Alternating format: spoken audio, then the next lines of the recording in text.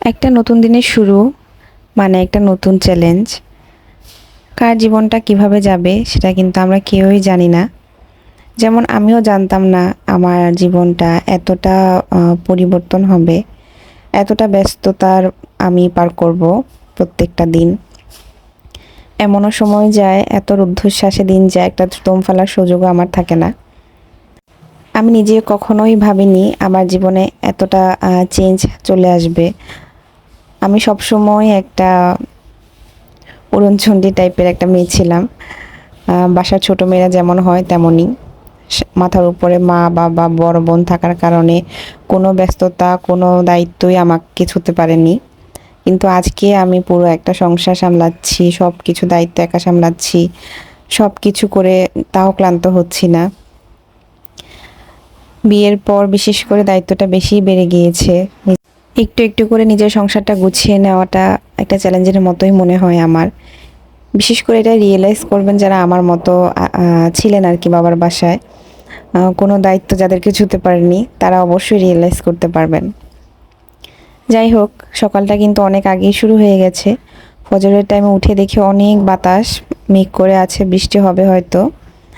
আমি ফজরের নামাজটা পড়ে ঠান্ডা বাতাসটা গায়ে লাগাচ্ছিলাম আর প্রতিদিনের মতোই এক গ্লাস পানি, বেস্বাদ পানি খাচ্ছিলাম। বেস্বাদ বলার কারণ হচ্ছে সকালবেলার পানিটা আমি একদমই খেতে পারি না। তখনও কিন্তু অনেক সকাল। আমি ভাবলাম যে তাহলে বিছানার চাদরটা ভিজিয়ে একটু ঘুম দিই, কারণ যেহেতু ছাত্রছাত্রীরা আসবে তখন একটু খারাপ লাগে আর কি ঘুমটা কম হলে সকালবেলার। আর এখনও কিন্তু অনেক সকালে আলো ফুটে যায়, এই জন্য হয়তো বোঝা যাচ্ছিল না।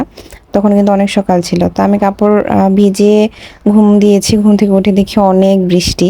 সেদিন আবার আমার আম্মার তার বোনের বাসায় যাওয়ার কথা ছিল, মানে আমার খালামণির বাসায়। তো আম্মা চলে যাচ্ছিল, আমার খুবই খারাপ লাগছিল একা একা, কারণ বাসায় আমি আম্মা আর আব্বা তিনজনই থাকি। একজন চলে গেলে স্বাভাবিক একা একা লাগারই কথা। আর আমি আম্মার উপর অনেকটা ডিপেন্ডেবল, আম্মাও আমার উপর অনেকটা ডিপেন্ডেবল, যার কারণে বেশি খারাপ লাগে। গরমে আমি চুলে তেল একদমই দিতে পারি না, তাই যেহেতু বৃষ্টি পড়েছে সুযোগটা মিস করা যাবে না।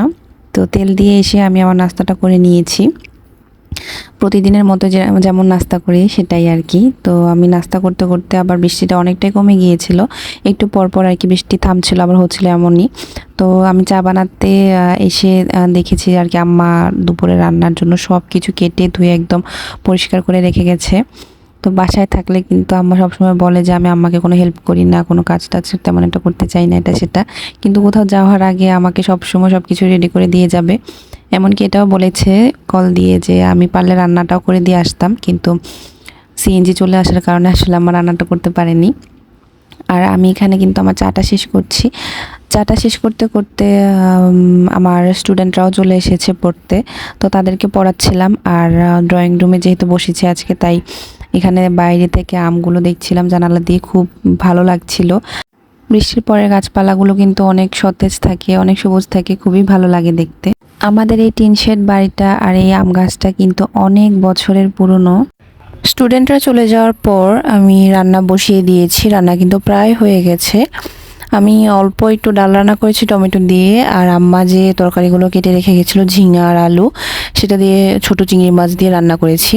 তো রান্না প্রায় কিন্তু আমার হয়ে গেছে, এখন শুধু সব কিছু ক্লিন করা বাকি। যতই ভাবি যে কাজ কম করব, কম হবে, আজকে একটু রেস্ট নিতে পারবো, সেদিন আরও বেশি কাজ থাকে। থেকে যেন কাজ চলে আসে। আর বাইরে কিন্তু একটু পরপরই বৃষ্টি হচ্ছে, আর আমি সেজন্য চাদরটা ভিতরে নেড়ে দিয়েছি। আর এরপর আমার যেই বাহিরে পরার কাপড়গুলো, সেই কাপড়গুলো ড্রয়ারে ছিল এতদিন, তো ভাবলাম ড্রয়ারে থেকে কাপড়ের ভাঁজগুলো নষ্ট হচ্ছে, এগুলো সুন্দর মতো থাকছে না, তাই এগুলো আলমারিতে রেখেছি সবগুলো আবার ভাঁজ করে। আর ওর যে পাঞ্জাবিগুলো সেগুলো আলাদা একটা তাকে রেখেছি। আর নর্মাল কাপড়গুলো যেগুলো বাসায় পরি বা এদিক সেদিক যাওয়ার জন্য, সেগুলো হচ্ছে ড্রয়ারে রেখে দিয়েছি। আর সব সময় কাপড় নিয়ে আমি খুবই ঝামেলায় থাকি, কারণ বাসার খাটে চেয়ারে সব জায়গায় কাপড় থাকে, আর সব আলমারিতে দুইটা আলমারি সবগুলাই আওলাছালো হয়ে থাকে সব সময়। এই কাজগুলো করে ঘরটর গুছিয়ে কাপড় ভাজ টাজ করে আমি গোসল করতে চলে গিয়েছি। গোসল করে এসে প্রায় কিন্তু বৃষ্টিটা কমে গেছে। আর তখন আমি আমার নামাজ পড়ে রেডি হয়ে নিচ্ছিলাম জিমের জন্য, কারণ আমি কয়েকদিন যাবত জিমে জয়েন করেছি। এই ফাঁকে হচ্ছে আব্বাকে আবার খাবার দিয়ে নিয়েছি, আর একটার ভেতরে আমিও আমার খাওয়া কমপ্লিট করে নিয়েছি।